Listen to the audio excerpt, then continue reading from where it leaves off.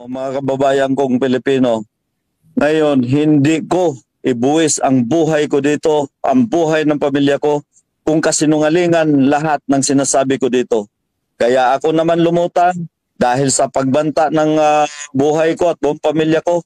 Pangalawa, gusto ko lang mabigyan ng hustisya ang mga pamilya ng nawawalan ng missing sa Bungero. Bago man mawala ako sa mundong ibabaw nito, mayroong legacy, si Dundon Patidungan, na napatunayan na hindi ako nagsisinungaling. Mga kabayan, sa kabila ng natatanggap na batikos at negatibong reaksyon mula sa netizen, muling nagpaunlak na interview itong si whistleblower na si Dundon Patidungan o alias Totoy.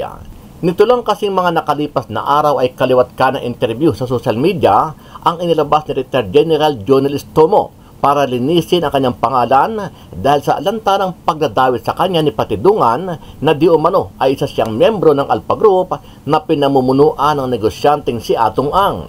Maliban dyan, may malaki rin daw na papel na ginagampanan itong si Estomo sa mga nawawalang sabongero at tumatanggap siya ng milyones mula sa negosyante bilang kabayaran sa pagpapaligpit ng mga sabongero. Tanong ng netizen, bakit nga ba biglang lumutang at naging maingay sa media itong si Patidungan sa kabila ng mahigit 4 na taon nang nakatenga ang controversial na issue sa missing sabongero? Ano po ang nag-udyok sa inyo at ano ang nagbigay sa inyo ng motibasyon kung bakit ngayon lamang kayo lumabas upang ilantad o isiwalat ang pagkawala ng 34 missing sabongeros? Katulad ng sinabi ko, hindi na buhay ko na at buhay ng pamilya ko na ang pinagbantaan na ako Kailangan ko na lumaban, hindi na pwede na magnahimik na lang ako sa isang tabi. Pangalawa, mabigyan ko ng hustisya ang pamilya ng mga missing sabongero. Legacy na sa akin yan bago man ako mawala sa mundong ibabaw na ito. Sa mga nakalipas na araw matapos lumutang ang pangalan ni Retired General Estomo, agad siyang sumagot sa media at sinabing walang katotohanan ang lahat ng mga paratang ni Patidungan laban sa kanya. Dahil dito samot-saring kaso ang isinampan ni Estomo dito kay Patidungan. Maliban dyan, hinimok pa niya ang whistleblower na humingi ng sorry sa kanya dahil sa ginawa niyang pagdadawit at pagbubunyag na di umano ay isa siya sa mga matataas na opisyal ng PNP na protektor at tumutulong sa negosyanteng si Atong Ang. Tatlong issue ang gusto kong i-clarify dito. Una, parang sinasabit ako sa missing sabongero na yan. Yeah, po. Pangalawa, yung sinasabi niyang member daw po ako ng Alpha Group. Then, pangatlo, yung pinapatay ko raw siya. Hindi ako involved sa missing sabongero. Kung totoo yan. Medyo nasaktan po ako na member daw po ako ng Alpha Group. Kaya ako, nandito ako ngayon para sabihin na hindi ako member ng Alpha Group na yan. Dahil sa mga naging pahayag na ito ni General Estomo, hindi naman nagpatinag si Dundon Patidungan. Sa isang interview kahapon, sinabi ni Patidungan na masyadong sinungaling itong si Estomo. Aniya matagal na silang magkakilala at madalas rin aniya na magkasama sila nitong business tycoon at bilyonaryong si Atong Ang. Dagdag pa ni Patidungan na hindi pwedeng itanggi ni Estomo na hindi siya member ng Alpha Group dahil meron siyang 2 betting station sa General Santos City na nauna nang inamin ni General Estomo sa mga nakaraan niyang interview. Pambira naman, Sir Estomo. Kernel ka pa lang, kilala na kita dahil doon sa Meridian noon sa Meridian ni Atong Ang, yung waiting, lumandyang ka na, kasama na kay Milito Gira. Kaya wag ka magsinungaling na hindi mo kilala si Mr. Atong Ang. Kung talagang wala kang hindi ka Alpha, bakit nagkaroon ka ng betting station? Inamin mo rin na may betting station ka doon sa inyo, sa Jinsan. Paano mo ngayon masabi na hindi kayo magkakilala ni Mr. Atong Ang? Sa huli nanawagan si Patidungan sa publiko at sa mga kaanak na mga biktima ng mga nawawalang sabongero na huwag maging negatibo sa kanyang mga pagbubunyag at sa mga nagsasabi na pinipirahan lang niya si Atong Ang. Aniya gusto lang niya maipaglaban ang katarungan ng mga Pilipinong inabuso at naging biktima ng makapangyarihang tao na si Charlie Atong Ang. Sana ang iba kasi negative na kaagad ang tingin nila sa akin dahil ako daw nagsisinungaling, ako daw ay gumagawa lang ng kwento, ay ako daw namimira lang daw. Ang gusto ko lang dito, mabuhay ako at may paglabang ko ang katarungan ng lahat. Yun lang ang akin. Dahil ito si Mr. Atungang, sobra-sobra na ang mga ginagawa niya. Hindi na dapat siya mapatawa dito. Ano ang masasabi mo dito, kabayan? Sa iyong palagay, sino ba ang dapat nating paniwalaan sa dalawang taong nagbabanggaan ngayon at nagtuturoan sa social media? Kaugnay pa rin sa issue ng mga missing sa Bungero. Si Julie Patidungan ba alias Totoy o si retired General Jonel Estomo? Sama-sama nating panuorin ang buong video at pakicomment nyo po ang inyong mga reaksyon at sariling opinyon. Pero bago yan, sa mga hindi pa po nakasubscribe sa ating channel na Kabayan News PH, pakipindot po ang subscribe button at pakiclick na rin ang notification bell para lagi kayong updated sa mga bagong upload natin na legit at napapanahong balita. Maraming pong salamat. Ano po ang nag-udyok sa inyo at ano ang nagbigay sa inyo ng motibasyon kung bakit ngayon lamang kayo lumabas upang ilantad o isiwalat ang pagkawala ng 34 missing sa Bungeros? Katulad ng sinabi ko, hindi na buhay ko na at buhay ng pamilya ko na ang pinagbantaan na ako Kailangan ko na lumaban. Hindi na pwede na magnahimik na lang ako sa isang tabi. Pangalawa, mabigyan ko ng hustisya ang pamilya ng mga missing sa Bungero. Ligasin na sa akin yan bago man ako mawala sa mundong ibabaw na ito. Ito na po yung ating katanungan kasi ngayon mainit na naman sa mainstream media at maging sa social media na sinasabi ni retired General Jonel Estomo ay gawa-gawa lamang daw ang iyong paratang sa kanya na siya ay walang kinalaman sa 34 missing sa Bungeros. Una, sinabi ko naman talaga na membro lang siya ng ALPA. Wala akong sinabi na siya ang nagmando na mayroong mawalang missing sa Bungero. Yun lang ang sinabi ko na membro siya ng ALPA. Dahil sa isang set, kasama siya doon, 3 sila ni Bernie Tacoy at saka ni Lito Guerra. Tulad ng sinabi ko, kaya wala siyang pangalan dahil lubog nga siya. Alam niya yung term na lubog. Opo, at sinasabi din niya na hindi siya miyembro ng Alpha Group at wala siyang mga manok at hindi siya nagsasabong. Kaya nga, ito nga, sabi ko nga sa kanya, ito lang ang sasabihin ko sa kanya. Noong January 28, 2023, nagpaderbiyan doon sa loob ng farm ni Lito Guerra. At isa ako na imbitado doon na nagpadala ako ng manok. At sabi nga ng handler ko, may picture nga doon sa farm ni Lito Guerra, sabi nga ng handler ko, boss, pinagbawalan dito mag-video, gawa ng may bisita, nandito yung isang general. Ngayon, kung sinabi niya nagsisinungaling ako, pambira naman, Sir Estomo. Kernel ka pa lang, kilala na kita dahil doon sa Meridian noon sa Meridian ni Atungang, yung waiting, lumandyang ka na, kasama na kay Lito Guerra. Kaya wag ka magsinungaling na hindi mo kilala si Mr. Atungang. Oho, at sinasabi nga niya na wala siyang farm, wala siyang mga manok, pero ayon sa inamin niya rin na nagbe-breeding siya ng manok. Tama po ba?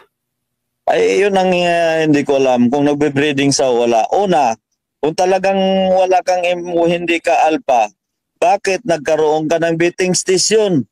Inamin mo rin na may betting station ka doon sa inyo, sa Jinsan. Paano mo ngayon masabi na hindi kayo magkakilala ni Mr. Atungang?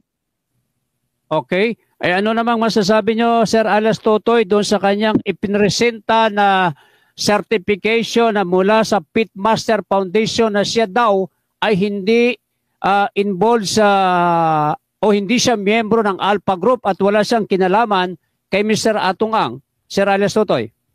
Natural, hindi talaga siya involved dahil Pitmaster, anong tawag niyan, yung saan siya kumuha, doon siya kumuha sa Pitmaster Foundation. Doon siya kumuha sa Pitmaster Foundation at hindi naman yan yung lakiit ang kampanya ni Mr. Atong Ang. Yung Pitmaster Foundation lang yun. Tumutulong lang yun sa may mga sakit. Hindi do. Bakit doon siya kumuha ng certification? So lumalabas yung certification ni retired General Junel Estomo ay hindi magkakaroon ng collaboration or ebidensya na hindi siya miyembro ng Alpha Group. Tama ba, Alias Totoy? Yes, katulad na ng sinabi ko, wala talaga siyang pangalan dahil active siya na pulis. Sa madaling salita, alam niya yung term na lubog. Ang grupo niya, si Bernie Tacoy, hindi pa naman yan mayor noon, at saka yung si Lito Gira. Bakit kailangan niya i-deny? Sabihin niya na hindi kami magkakilala. Inimbitahan nga ako nung derby niya eh. Nagpadala ako ng manok. Nagpadala ako ng manok doon sa palaban niya. May palaban siya doon sa loob mismo ni Lito Gira. Alam yan ng mga sabungero. Kahit sinong sabungero na involved dito sa Alpha o Delta, Charlie, alam ng lahat na nagpa-derby siya doon. Ngayon, merong matinding banat si General Estomo na kapag hindi ka nag-public apology ay magsasampa siya ng kaso laban sa'yo. Ay walang problema, magsampa lang siya ng kaso. Pero hinahamon ko siya, kung nagsisinungaling man ako, hamunin ko siya, magpalay detector kaming dalawa. Tingnan natin kung sino sa amin dalawa, kasama na yan si Atong Ang, magpalay detector kami. Ngayon, nakita ko sa kanya, parang lahat ng interview niya, sa lahat ng channel, ang nakikita ko sa interview niya, para siya ang defense counsel ni Mr. Atong Ang. Subukan yung panoorin yung mga interview niya. Lahat, paninira sa akin, parang nangyari na si Mr. Atong Ang tahimik, siya na ang nagdi-defense kay Mr. Atong Ang. So, napanood nga po namin yung mga interview na yon at nasabi nga niya na napakabait na tao si Mr. Atong Ang at hindi niya raw kilala si Mr. Atong Ang at minsan lang sila nakita. Tama po ba yon? O doon pa lang, sumabit na siya. Paano niya nalaman na mabait si Mr. Atong Ang? Ni minsan hindi man pala sila nagkikita at hindi niya kilala si Mr. Atong Ang. Paano ba nangyari ngayon yan? Aha. So ngayon po, ano ang plano nyo ngayon dahil magsasampa nga siya ng kaso laban sa iyo at parang pinalalabas ni General Junel Estomo na ikaw ang nagsisinungaling at siya ay tama dahil hindi nga siya miyembro ng Pitmaster, ng Alpha Group. Oh, yun na nga lang. Kaya nga sabi ko nga sa kanya, una pa lang, hindi ka pala kasali, wala ka pala alam dito sa Pitmaster, hindi mo pala alam ang Alpha Group. Bakit marami kang bidding station? Dahil pag hindi kilala ng Pitmaster, hindi yan pinapayagan na maglagay ng bidding station. Pangalawa, hindi papayagan ng Pitmaster na magpadirby ka doon sa sariling farm ni Mr. Lito Gira kung walang paalam sa Pitmaster. Paano mo ngayon masasabi na hindi ka kilala na Mr. Atong Ang? Iyon. So, malinaw ngayon, Sir Alias Totoy, na talagang dinidipinsa ni General Estomo ang kanyang sarili at maging si Mr. Atong Ang. Tama po ba?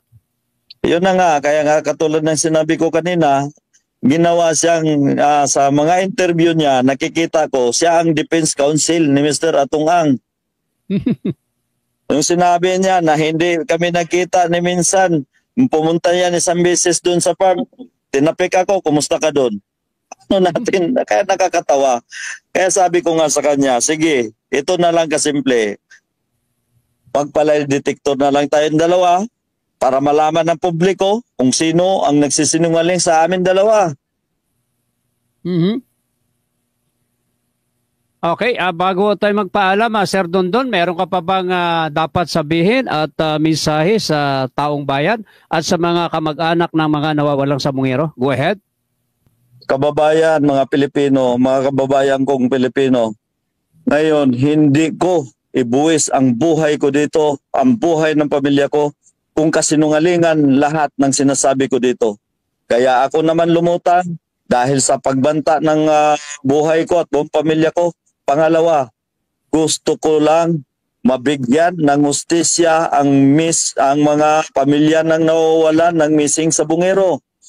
Bago man mawala ako sa mundong ibabaw nito, mayroong legacy si Dundon Patidungan na napatunayan na hindi ako nagsisinungaling. Una pa lang, kung sinabing nagsisinungaling ako, nung tinuro ko yung taalik, bakit ngayon ang daming nakuhang buto ng tao? O sino ba sa amin dalawa? General Estomo, sir, sino ba sa atin dalawa ang nagsisinungaling? Tingnan mo nga, sino sa atin dalawa? Una, sabihin mo sa akin, sinabi mo sa publiko na isang bisis mo lang nakita si Mr. Atong Ang. Ang tanong ko dito, hindi mo pala kilala si Mr. Atong Ang. Bakit kakipagkita ka sa kanya? Sa anong dahilan? Yun lang ang tanong ko sa iyo, General Estomo, sir. Okay, mga kaibigan, maraming salamat po. Alias Totoy, mga kababayan, yan po ang ating live interview. Kaya ako lumantad ngayon personally para sabihin na nanawagan ako kay Alias Totoy, sana maisip mo rin ano ang mga naramdaman ng tao, yung mga binanggit mo mga pangalan, gaya ni Gretchen Barreto, yung mga iba pa, at siyempre ako. Sana pag-isipan naman natin kung ano mga binabanggit natin. Kasi yung kasiraan ko ngayon, parang nawala lahat ang ginawa ko for 37 years sa PNP. Kung maaalala nyo, Katunyeng, nakatulong ako sa gobyerno, na-solve ko yung lapid case. Tapos ngayon dahil dito sa siniwalat ni Alias Totoy, masisira yung pangalan ko na pinagtsagaan ko for almost 37 years. Pasalamat nga ako sa ating mahal na Pangulo at binigyan pa opportunity. Nagretiro ako as 3-star general. Pero dahil dito, parang nawala lahat yung pinaghirapan ko. Kung malala nyo, ako rin task force commander nung Digamo case. Nagserbisyo rin ako as provincial commander ng Cavite. Kilala ako ni DLG secretary. Pero dahil dito, parang actually, kung sinasabi niya pinapatay ko siya, pinatayin niya na ang buhay ko. Itong Alias Totoy na to. Kumusta po pamilya nyo ngayon na tungkol po dito sa issue na to? Actually, hindi ako nagpapansin sa kanila na ako'y kasi pinapakita ko sa kanila na ako'y strong. Pero yung family ko, silang nakakaramdam kung ano ang nangyayari ngayon. Personal nyo bang, may personal ba kayong magkakilala ni Julie Patidungan? May naging transaction kayo? Nagkaharap na kayo dati? Hindi ko siya kilala personally. Pero palagi ko siya, yun nga, nung ako'y dumalaw, palagi ko, nakita niya ako. So, hindi ko maintindihan ano ang kasalanan ko sa kanya. Bakit niya nabanggit ang pangalan ko? Yun ang totoo. Yung pong sitwasyon ngayon na nabanggit kayo ni Patidungan, meron bang initiative ang PNP o kaya ang DOJ na kayo po ay hingan ng statement tungkol doon? As of today, wala pa akong hindi pa ako pinapatawag. Pero siyempre, dahil sa ginawa nitong Alias Totoy na to, I expect na ipapatawag din ako para hingin ang side ko. But I'm ready. Sa totoo lang, nakita ko naman, hearsay naman lahat. Kaya ko namang lusutan sa korte. Pero ito importante itong pagpunta ko ngayon dahil para sa akin, yung social media is kailangan ko magsalita para ma-explain ko naman ang side ko kasi lahat na lang si Alias Totoy everyday nagpapa-interview. So tingin ko, hindi ko alam kung naniniwala ang tao sa kanya, Pero sa palagay ko naman, sana pakinggan din yung side ko para fair naman. Maraming salamat po, General Jonel Estomo. Maraming salamat, Katujeng, Ka Jerry. Salamat po. At magandang umaga po. Good luck po sa inyo. Thank you po, thank you. Yes, sir.